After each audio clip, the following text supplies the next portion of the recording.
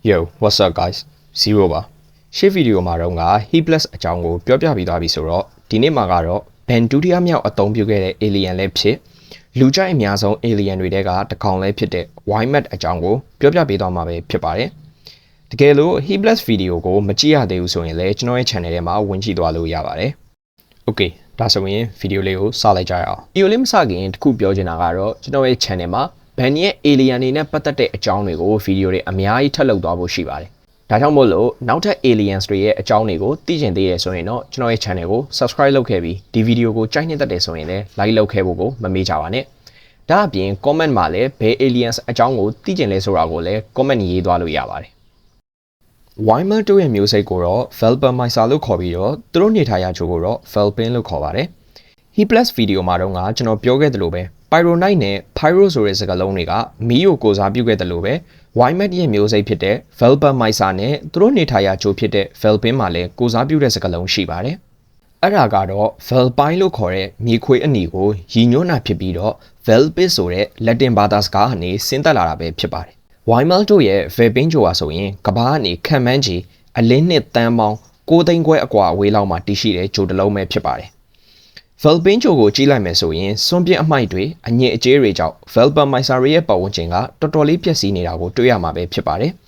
်ဒါအပြင်အချိန်ပြည့်အမှောင်ထုပဲကြားရောက်နေတာကြောင့် Velpermysa မျိုးစိတ်တွေကအမြင်အာရုံကိုမလိုအပ်တော့ဘဲနဲ့စင်ကဲပြောင်းလဲမှုတွေကြောင့် Velpermysa တွေမှာမျက်လုံးတွေမပါဝင်ကြတော့တာပဲဖြစ်ပါတယ် Wymet ရဲ့ပုံစံကိုကြည့်လိုက်မယ်ဆိုရင်ကျွန်တော်တို့ရဲ့ပတ်ဝန်းကျင်မှာရင်းနှီးပြီးသားတိရစ္ဆာန်လေးတွေဖြစ်ကြတဲ့ခွေးဒါမှမဟုတ်မြေခွေးပုံစံနဲ့တော်တော်လေးကိုဆင်တူနေတာကိုတွေ့ရမှာပဲဖြစ်ပါတယ်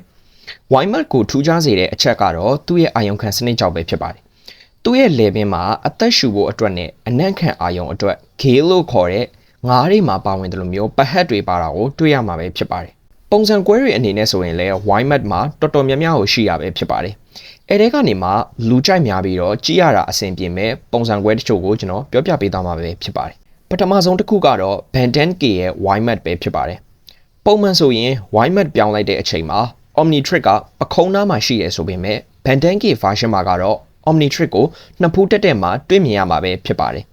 ်ဒါအပြင်ကျွန်တော်တို့ပုံမှန်တွေ့နေကြ Wymet ကအသက်ငယ်တဲ့ပုံစံဖြစ်ပေမဲ့ Band10K မှာကတော့ပိုပြီးတော့ adapt ဖြစ်ပိုပြီးတော့ Meljua ဖြစ်တဲ့ Wymet ဖြစ်သွားတယ်ဆိုတာကိုသူ့ရဲ့အမီကိုကြည့်အောင်နဲ့သိနိုင်တာပဲဖြစ်ပါတယ်ဒုတိယမြောက်တစ်ခုကတော့ Omniverse တဲက Band ရဲ့ Wymet ပဲဖြစ်ပါတယ်ဒီ version မှာကတော့ပုံမှန် Wymet နဲ့အကုန်လုံးနီးပါးတူနေတယ်ဆိုပေမဲ့သူ့ရဲ့ Omnitrick ကို level မှာပတ်ပေးထားတဲ့အချက်ကြောင့်ပိုပြီးတော့မိုက်တယ်ဆိုတဲ့ခံစားချက်မျိုးကိုပေးနိုင်တာပဲဖြစ်ပါတယ်နောက်ဆုံးတစ်ခုအနေနဲ့ကတော့ Ultimate Alien Force ထဲက Ultimate Wymet ပဲဖြစ်ပါတယ်ဒီ version မှာဆိုရင်တော့အယောင်လဲပြောင်းသွားတဲ့အပြင်မှာပိုပြီးတော့ adapt ဖြစ်တဲ့ version ဖြစ်တာကြောင့်အမီးထွက်လာတာကိုတွေ့ရမှာပဲဖြစ်ပါတယ်ဒါကတော့လူကြိုက်များပြီးတော့ကြည့်ရတာအဆင်ပြေတဲ့ပုံစံကွဲတွေအကြောင်းကိုပြောပြပေးခဲ့တာပဲဖြစ်ပါတယ်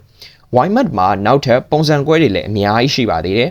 အဲ့ဒါတွေကိုတော့ကြည့်လို့ရအောင်ကျွန်တော်ဒီမှာပုံနဲ့တကွပြထားပေးပါတယ်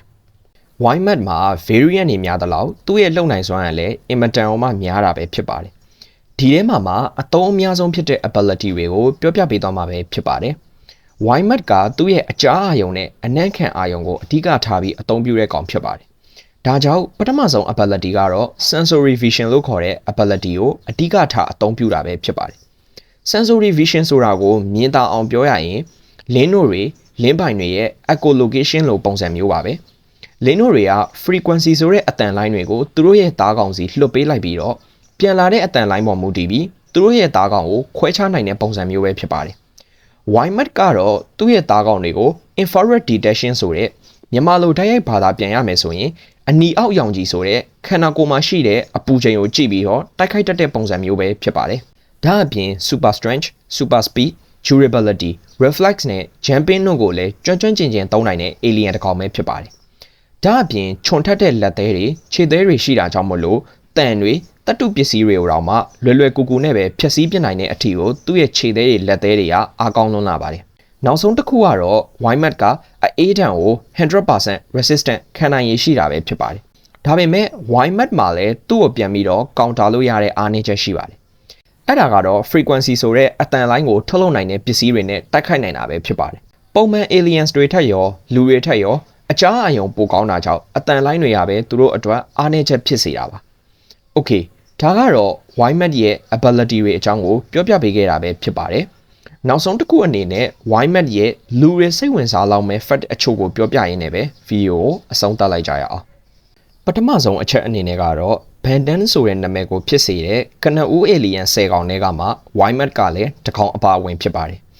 ကျန်တဲ့ alien 9ကောင်လုံးကစကားပြောနိုင်ပေမဲ့ YMAT ကတော့ထူးထူးခြားခြားအနေနဲ့ပဲစကားမပြောတတ်တဲ့ aliens တစ်ကောင်ဖြစ်ပါတယ်ဒါပေမဲ့လူတွေနဲ့တခြား alien တွေပြောတဲ့စကားကိုနားလည်နိုင်စွမ်းရှိပြီးတော့သူ့ရဲ့ဟိန်းတန်တွေဟောက်တန်တွေနဲ့ပြန်ပြီးတော့စကားပြောသလိုမျိုးတုတ်ပြန်သေးရှိပါတယ်ဒုတိယမြောက်အချက်ကတော့ပထမအချက်နဲ့ဆန့်ကျင်ဘက်လို့ပြောရမှာပါပဲ Ultimate Alien Force ထဲမှာကတော့ YMAT တယောက် Ultimate YMAT အဖြစ်ပြောင်းသွားတဲ့အချိန်မှာတော့စကားပြောနိုင်တဲ့စွမ်းရည်ကိုရရှိသွားခဲ့ပါတယ်နောက်တစ်ခုကတော့ Ban တယောက်နေမကောင်းဖြစ်ပြီးနှာစီးနေတဲ့အချိန် He+ ကိုပြောင်းလိုက်တော့က He+ ကမီးကနေရေခဲအစွမ်းကိုပြောင်းပြီးတော့အဲ့အစွမ်းကိုအသုံးပြုနိုင်ခဲ့ပါတယ်ဒါပေမဲ့ YMAT ကိုပြောင်းလိုက်တဲ့အခါမှာတော့နှာစီးနေတာကြောင့်အနံ့ခံအာရုံပျောက်သွားပြီးမျက်လုံးကန်းသွားတဲ့သူလိုမျိုးဟိုနေရာဝင်တိုက်ဒီနေရာဝင်တိုက်တွေဖြစ်ပြီးတော်တော်လေးကိုမှကမောက်ကမဖြစ်ခဲ့ရပါတယ်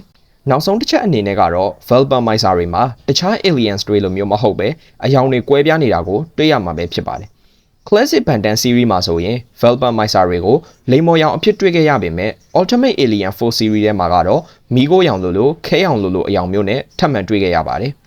ဒါအပြင် Omniverse series ထဲမှာကြတော့အနီရောင်အနေနဲ့ Velpamizer တွေကိုတွေ့မြင်ရတာပဲဖြစ်ပါတယ်ဒါအပြင်ကိုမှစိတ်ဝင်စားစရာကောင်းတဲ့ fact တစ်ခုကတော့ Classic Bandan series ထဲမှာတွေ့ခဲ့ရတဲ့ Velpamizer တွေနဲ့ YMAT ကဘာလို့မတူပဲဖြစ်နေရတာလဲဆိုတဲ့အချက်ပါဒီအချက်ကိုတော့ဘာမှရှင်းရှင်းလင်းလင်းမပြောပြတာပေမဲ့ fan တွေရဲ့ယူဆချက်အရာကတော့ YMAT က Omnitrix ရဲ့ DNA တွေနဲ့ပေါင်းဆက်သွားတဲ့အခါမှာ Classic Bandan series ထဲမှာတွေ့ခဲ့ရတဲ့ Velpamizer တွေနဲ့ပုံစံကွဲပြားနေတာဆိုပြီးတော့ fan theory တွေတော့ရှိပါတယ်။ Okay ဒါကတော့ Bandan ရဲ့အသုံးအများဆုံးနဲ့လူကြိုက်အများဆုံး alien တွေထဲကတစ်ကောင်ဖြစ်တဲ့ YMAT အကြောင်းကိုပြောပြပေးခဲ့တာပဲဖြစ်ပါတယ်။တကယ်လို့ဒီဗီဒီယိုလေးကိုကြိုက်နှစ်သက်တယ်ဆိုရင် like လုပ်ပေးခဲ့ပြီး channel ကိုလည်း subscribe လုပ်ခဲ့ဖို့မမေ့ကြပါနဲ့။ comment မှာလည်းနောက်ထပ်ဘယ် aliens တွေကိုထပ်လုပ်စေချင်သေးလဲဆိုတာကို comment မှန်ကန်လို့ရပါတယ်။ဒီနေ့ဗီဒီယိုကတော့ဒီလောက်ပါပဲ။နောက်နေ့ဒီမှာပြန်တွေ့ကြတာပေါ့။